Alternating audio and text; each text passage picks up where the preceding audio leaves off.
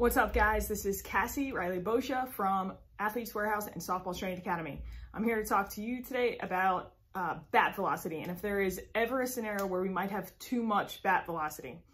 I want to go over this video because I wanted to take a deep dive, and again, this is bat velocity, this is not ball velocity, into exactly what's going on with a hitter. So this particular swing was 58.3 miles an hour. Her next swing was 54.2, and you could tell right away there was a much better angle of contact, and she ended up hitting a much better ball, a ball that we would probably aspire to in a game. So remember, our goal of a game is to get, hey, can I get my sweet spot to the ball, right? It's not to say, can I have the best bat velocity, even though there are plenty of benefits to high bat velocity.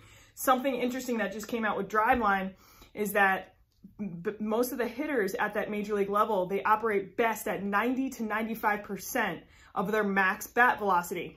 And if you've never played baseball or softball before, if you've never hit, this might seem foreign. Why wouldn't you want to swing as hard as you can?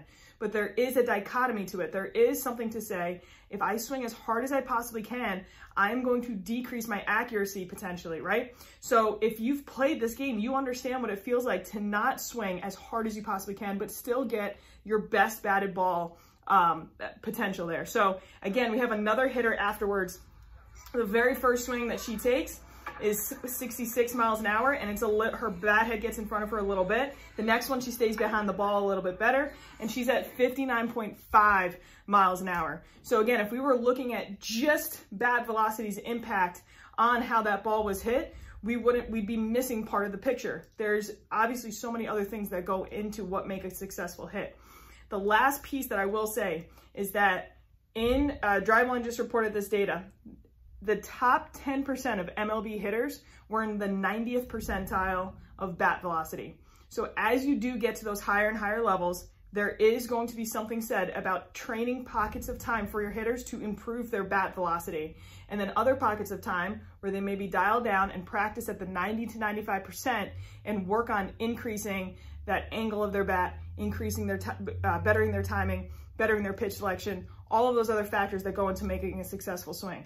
This very last swing is where we want to eventually try to get Erin to consistently, which is a 68.8 mile an hour swing with the appropriate exit angle and the appropriate mechanics for her.